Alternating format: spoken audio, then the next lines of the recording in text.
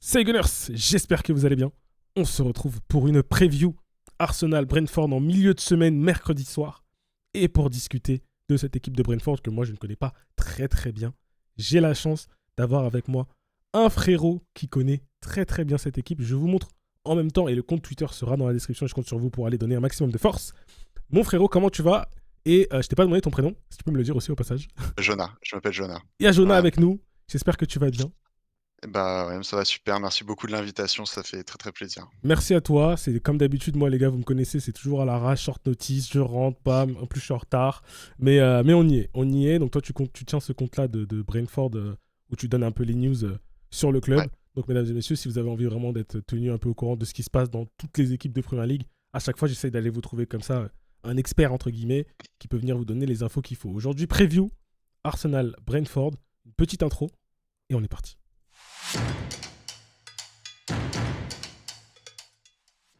Comme d'habitude, mesdames et messieurs, n'oubliez pas le j'aime, le commentaire, on s'abonne et on va pouvoir rentrer dans le vif du sujet.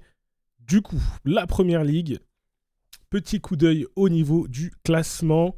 Arsenal donc premier pour l'instant avec 30 points, juste derrière Manchester City à 25 points.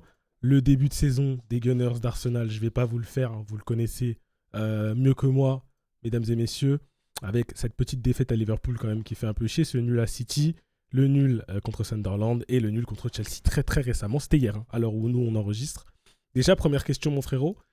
Comment tu vois un peu le début de saison Est-ce que je peux encore dire début de saison alors qu'on est début décembre? Je sais pas. Mais comment tu vois un Non, peu cette saison des Gunners pour l'instant? franchement, moi je dirais que c'est un peu votre année déjà cette année. Déjà l'année dernière, on disait oui, c'est votre année, tout ça, mais là, cette année, c'est vraiment très solide. Je trouve que c'est vraiment très solide partout. Ouais. Moi, les joueurs que j'adore beaucoup, c'est vraiment les Timber, les Rice, c'est des exemples de joueurs de Première Ligue. Ouais. Votre milieu, c'est quelque chose. Mais ouais, moi je trouve que franchement cette année, ça peut faire quelque chose en tout cas. Ok. Ok, cette année, ça peut faire quelque chose. On l'espère, nous, ça fait un moment déjà qu'on attend. En Oui, réalité, ça fait même très longtemps pour ceux qui sont fans depuis longtemps. Je le disais tout à l'heure, effectivement, je vais revenir rapidement dessus. Arsenal est donc sur un match nul à Stamford Bridge dans un match de catch l'UFC 300 qui a eu lieu au Bridge. Donc voilà, au final, match nul à 10 contre 11 où tu fais pas du tout une belle performance et c'est limite Chelsea qui, je pense, ressort un peu ouais. frustré de ne pas être parti avec la victoire. Concrètement, à 10 contre 11, ils sont meilleurs que nous. J'ai fait un débrief sur la chaîne, bien sûr, que je vous invite à aller voir, dans lequel je me fais copieusement insulter par les Blues, ce qui est normal. On aime, j'ai mis 3 pubs dans la vidéo. Du côté de Brentford, je vais revenir juste au classement pour pouvoir vous montrer ça, mesdames et messieurs. Brentford est pas, ça va en vrai, pas si mal. Ouais. 10e avec 19 Ouais. points. Je vais te donner la balle dans une petite seconde. En vrai, vous n'êtes pas si loin au niveau des points. Et je vais, juste avant de te donner la balle, je vais juste montrer le début de saison de Brentford, que je me loupe pas, ça c'est celui d'Arsenal. Voilà. Ça m'a étonné parce qu'il est quand même bien coloré. Voilà, il y a du rouge, du vert, du rouge, du bleu, du rouge, du vert, du rouge, du vert, du vert, du rouge, du vert, du rouge et du vert. Est-ce que tu peux nous commenter un petit peu le début de saison de Brentford, s'il te plaît? Déjà, on peut voir que par rapport à l'année dernière, vraiment, on est au même stade. Je crois que j'ai un peu regardé, par rapport à la journée 13-14, on doit être au même nombre de points. Ok. Mais aussi, si tu regardes bien, c'est que, le rouge, c'est surtout du match à l'extérieur. Ouais, c'est vrai. C'est 3 points pris à l'extérieur sur 6 matchs. Donc, Waouh, putain. C'est vrai. notre physionomie, mais j'ai l'impression que c'est ça tous les ans, notre physionomie à domicile, elle est vraiment, bah, beaucoup plus importante qu'à l'extérieur. Ok. Donc, si on arrive, là, faudrait arriver à engranger des points avant la CAN, avant tout ça. T'as du monde qui part à la CAN? Non, je crois qu'il y a que Ouattara, Ok, mais bon, quand même. dans une équipe où il y a peu d'attaquants sur le banc, voilà, Ok, je ça fait un comprends. peu mal. Est-ce que peut-être tu peux revenir sur la dernière image que tu as en tête de l'équipe, donc à savoir, j'imagine, la victoire Ah oui, contre Burnley. Voilà, si tu peux nous parler un peu heu, du match, comment... C'était peut-être pas ça? Dis-moi. si c'est ça, Si c'est c'est ça, ça? c'est ça. Ok. Si tu peux me dire un peu, ouais, comment ça s'est passé, quoi. Comment joue un peu cette équipe de Ben, Brentford, à domicile en tout cas, du moins. c'était c'était 80 minutes vraiment poussives, Ok. vraiment horrible à regarder. Ah ouais, waouh. Mais bon, En ce moment, les premières mi-temps sont assez horribles à regarder. On rend la balle beaucoup, Mmh, et quand, les personnes qui sont en forme d'habitude, bah, là, ne le sont pas, ouais. on voit clairement que juste on rend la balle et on subit. Après, on avait quand même la possession parce que cette équipe de Burnley, bon, ça jouait bas et cetera. Mmh. Mais, je pense que enfin franchement les 4 là, il y a eu 3-1, mais les 4 derniers buts, c'est pendant les 10 dernières minutes, quoi. D'accord, Donc, OK, ouais. C'est vraiment en toute, bon, toute fin de rencontre que ça s'est un peu ouais, c'est ça, décanté, entre guillemets. Ok, c'est ça. je comprends. Je regardais un peu l'effectif de votre côté. Ensuite, on parlera Mmh, peut-être un petit peu de l'effectif des Gunners. Tu as déjà cité deux trois noms, Declan Rice, Timber. mmh. Bon, il y en a un forcément que nous, on connaît très très bien, hein, Rhys Nelson, Ouais. qui est là. Tu vas pouvoir nous donner un peu ton avis dessus. Avant ça, est-ce qu'il y a peut-être un joueur, un ou deux joueurs? On a du Damsgaard par exemple, ça fait un moment qu'on Mmh. entend ce nom. Qu'est-ce que ça donne? Enfin, tu vois, est-ce qu'il y a deux, trois? Yarmolyuk, tu vas nous en parler aussi peut-être. On entend un petit peu ce nom qui revient de temps en temps. Est-ce que tu as comme ça deux, trois joueurs justement? Tu disais ceux qui sont bons habituellement. Qui sont ceux qui sont bons habituellement justement? Ah, déjà, notre latéral droit, Michael Kayode, c'est une bête, hein. Ok, Bah, celui qui fait nos longues touches et ce mec balle au pied, c'est vraiment très, très fort.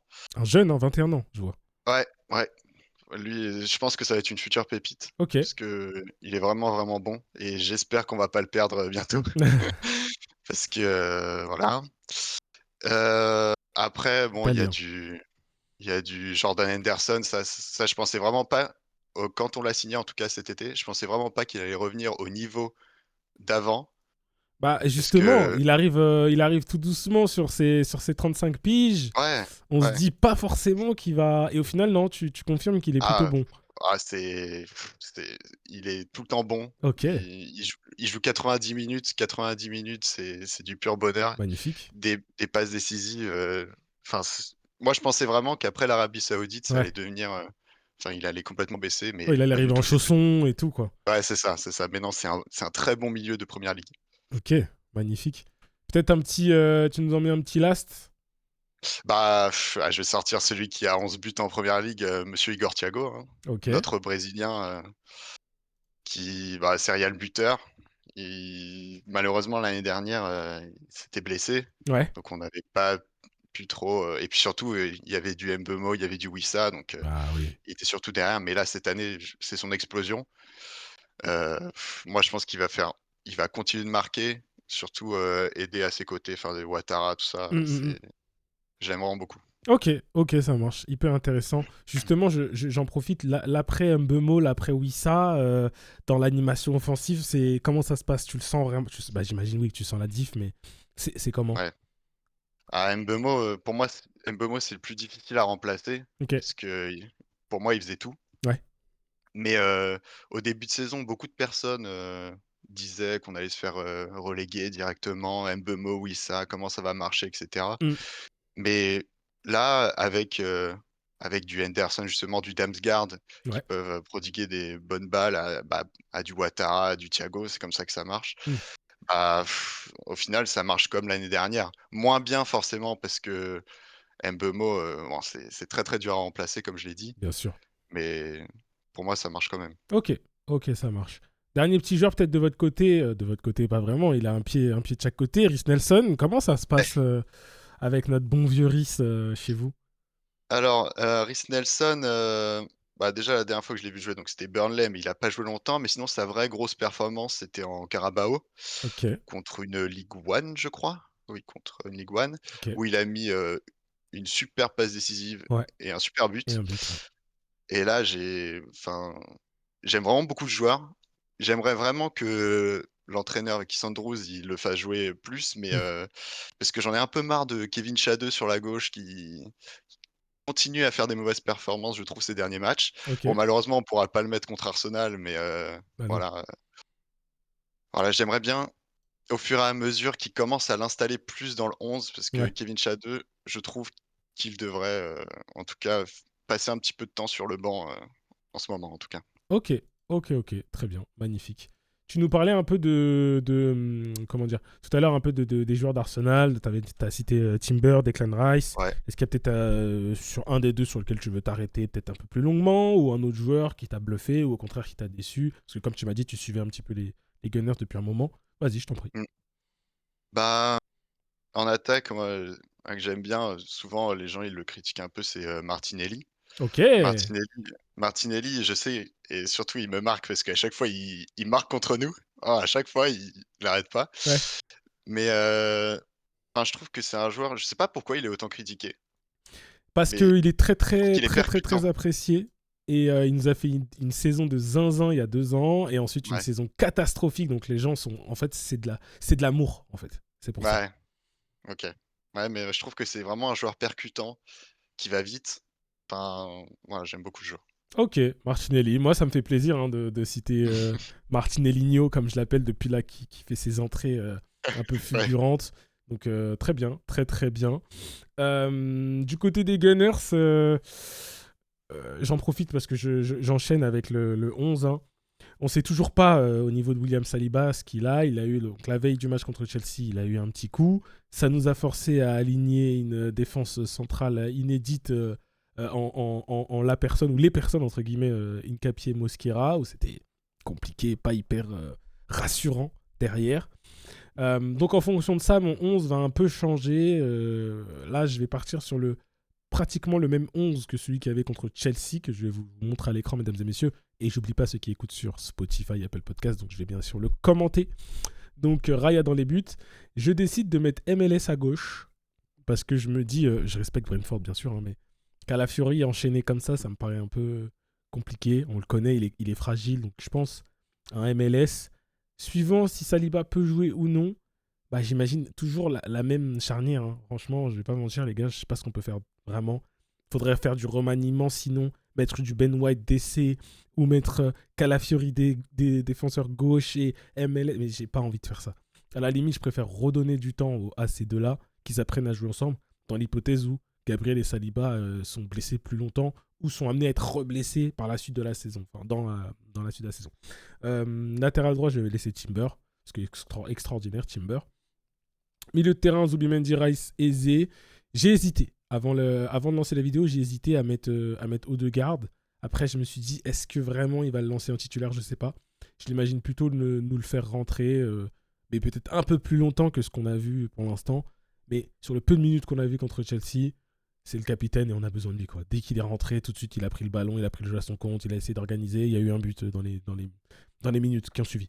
Donc, il faut absolument qu'Odegaard revienne dans le 11. Arteta, tu te démerdes, tu mets celui que tu veux, pas celui que tu veux, c'est pas mon problème.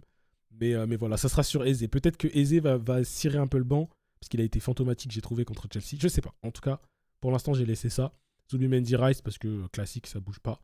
Et devant, je pars sur Madueke plutôt que Martinelli cette fois-ci. La dernière fois, parce que Trossard est toujours absent. La dernière fois, contre Chelsea, il était parti sur Martinelli et ensuite il avait fait rentrer Madueke.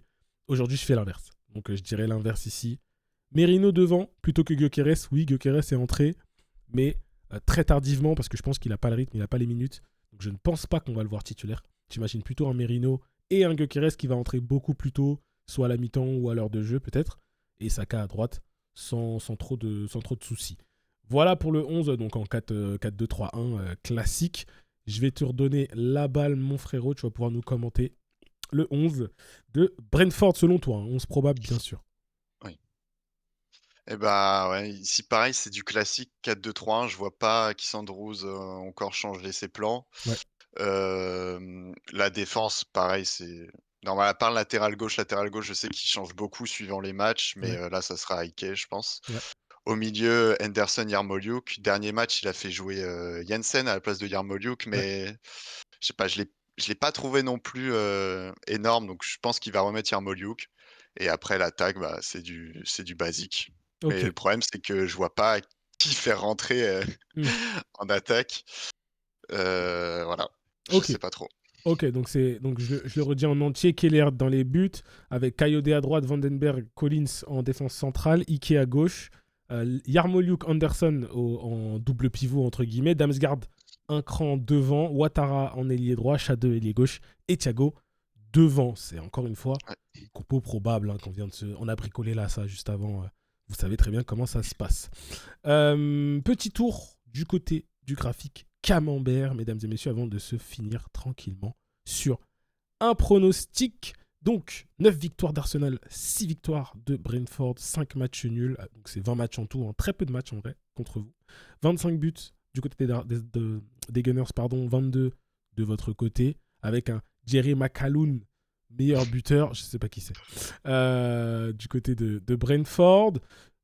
Intéressant de voir peut-être de quand date la dernière victoire de Brentford contre Arsenal. Non, mais en vrai, c'est pas pour vanner, mais c'est intéressant parce que sur le papier, on est censé gagner, mais le football, c'est pas sur le papier. Je crois que c'est notre premier match quand on remonte. Et bah, je vois là, c'est 21-22. Ouais, c'est ça. La dernière victoire, 2-0 à domicile. Donc non, c'est intéressant de savoir parce que sur le papier, oui, effectivement, on est devant, mais le football, ça s'écrit pas sur le papier. Mesdames et messieurs, ça s'écrit sur le terrain, tout simplement. Et pour parler un petit peu donc, de tout ça, j'aime bien qu'on se finisse un peu là-dessus. Donc, 14e journée, bien sûr. Arsenal qui reçoit Brentford à l'Emirates Stadium. Arsenal sur une petite... un petit faux pas, entre guillemets, contre Chelsea, même si t'as pas perdu non plus. Bien sûr, on n'oublie pas que c'était au Bridge. Mais quand même, t'as beaucoup enchaîné. T'as enchaîné Tottenham, Bayern, Chelsea. T'es quand même pas mal éreinté, entre guillemets. T'as des blessés qui reviennent, t'en as d'autres qui repartent. Donc, un peu compliqué.